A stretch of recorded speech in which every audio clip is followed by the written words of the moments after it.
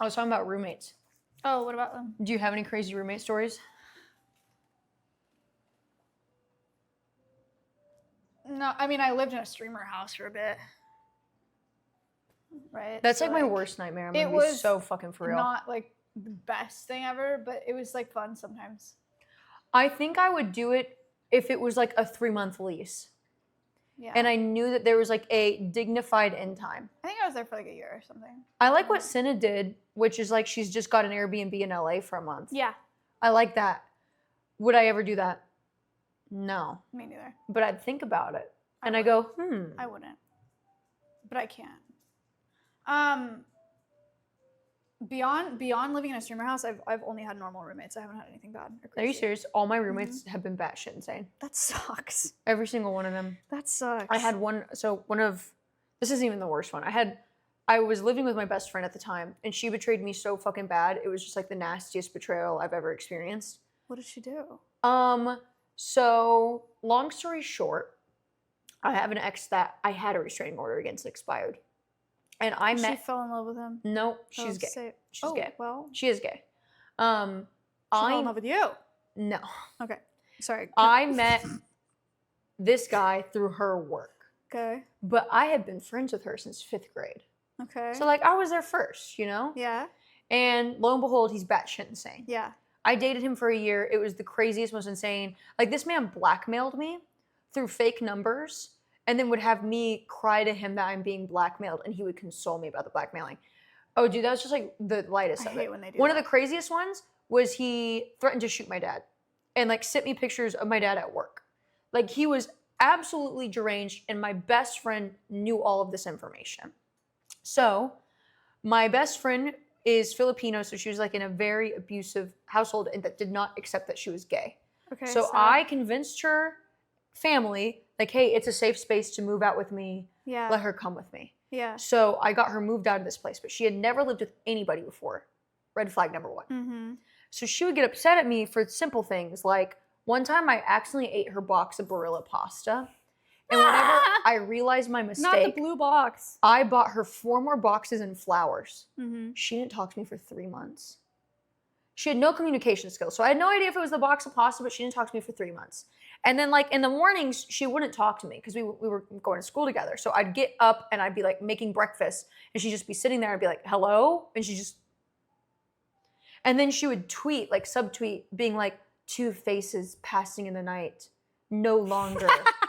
Like no longer together. And I'm like, what the fuck are you doing? I like that. I think that's cool. So essentially, my phone had no passcode on it. Okay. She took my phone, and this is after breakup happened. Yeah. And she took my phone, took nudes of me off of my phone, and then proceeded them to send to my ex. And I got sent screenshots of group chats where she was sending my nudes to my ex-boyfriend with like other guys and making fun of me. And then essentially like mocking the way I So she looked. sent herself your nudes and then sent them to your ex to be like, look at her, ew. Yeah. Wow.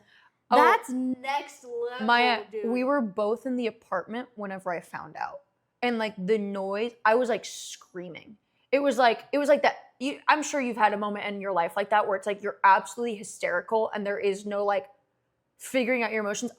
At the time, I was very non-confrontational. I still kind of am. And I was just like this level of betrayed and hurt that I couldn't even put into words. And I remember I screamed at her and I was just sobbing and she was just like crying and apologizing. And I still lived with her for like 5 months after that. Because I had no choice. She cried and apologized after that? Yeah. It was like such a blackout That's moment. a crazy thing to not that I think she should have done this, but that's a crazy thing to not double down on. If you're that evil, to be like, no, you're right. Like that, you have to be some kind of crazy to do that in the first place. I can't believe she apologized. Oh, yeah. I mean, and then you know what's crazy is that, so she had a girlfriend at the time. Okay. And she would essentially be like, oh, I don't feel good today, but I have plans with my girlfriend. Can you go hang out with her? And I'd be like, yeah. And then she'd be like, don't talk to my girlfriend, you crazy. No. So we became really good friends. I like really loved this girl. She was so cool. Like one time she got sick or like couldn't make this music festival. So we did 3 days of a music festival, just me and her. And like, so I'm now her friend. Uh-huh.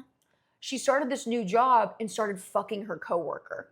Wow, she had And a then- girlfriend? Yes. That's And then fine. she came to me and was like, yo, guess what? I'm fucking like the hottest girl at my job. And I was like, that's disgusting. Like, what the fuck's wrong with you? Like, were you expecting me to be like, yay, cheating, Right. yay? Yeah. And that's the reason why she stopped talking to me. Did you tell her girlfriend? No, I just told her I couldn't support her. Because at the time, I don't think I can't remember the timeline of everything. This is like in college. Dude, like I have pictures of us in my office and I like went through my stuff the other day and I was like, it was like the three of us and I was like, dude, what the fuck? But she stopped talking to me because I wasn't supportive of her cheating. Like I like Oh, called her out and I was like, my that's really God. fucked up. And she was like, she lives here now. It's so weird.